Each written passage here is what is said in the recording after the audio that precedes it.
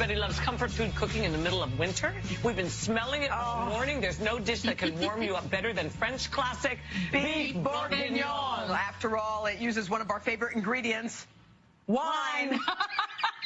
How delicious I'm is here for that? you, ladies. Oh, I'm here to show us how to make it is Valerie Bertinelli. We Hi, love guys. her. Host of Food Network's new show, Family Food Showdown. I'm just going to eat the entire time. God. Okay, good. It is delicious.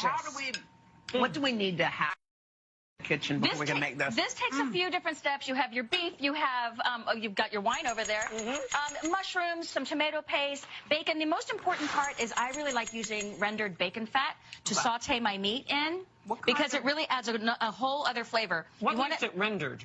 What you just cook it down and all the fat comes out. Yeah. And all that fat that you usually throw away, I don't throw away, I put it in a jar and use it later.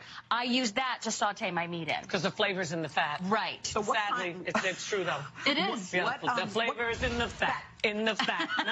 Okay. What cut of beef do you use, Valerie? You know what? You can use an inexpensive cut of beef here anything? because this is gonna cook down for quite a while and the meat's gonna get nice and tender. Okay. You can use a tenderloin, but I wouldn't spend the money. I would just. You don't need it, No, right? because you're adding all this flavor with the rendered bacon fat, and that bacon's going to go into it later. So what you're going to do is you're going to get a little flour on that, because when the flour cooks down, that's going to help get a thicker sauce.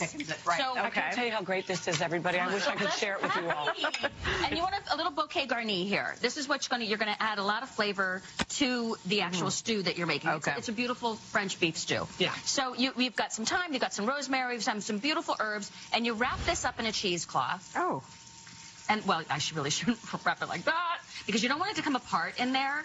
You don't want little bits and pieces. Oh, now, so you just tie it up? Do be careful, because I've sometimes tied it up to the side of the pan, and it, if you're using a gas stove, it can catch fire.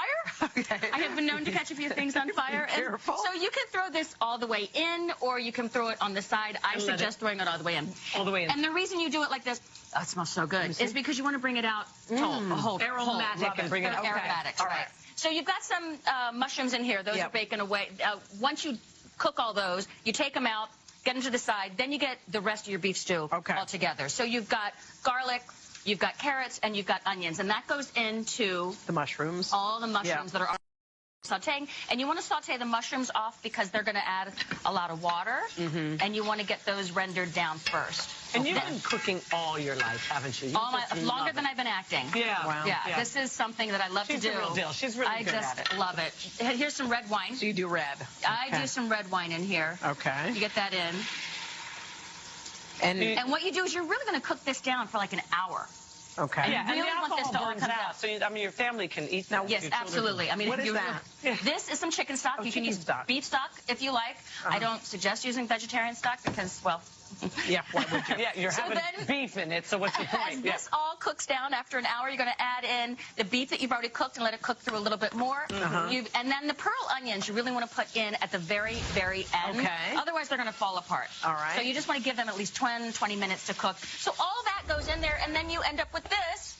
What kind of pasta noodles do you like on? These are little egg noodles. Oh, And you can they're use so good. any Mine's kind down of here. pasta noodles you want. You can use rice if you like. You can use couscous if you like. There's all kinds of things. Oh, I bet it's great with couscous. I bet it is too. Oh my God. I'm going to grab a little bite right there. Get in there. Here. Oh, hold up. I'm going to help you.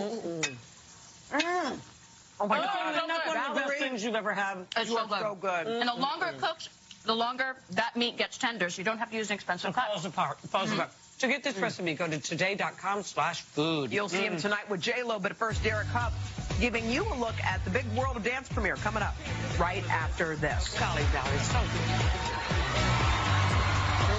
I said you twice today.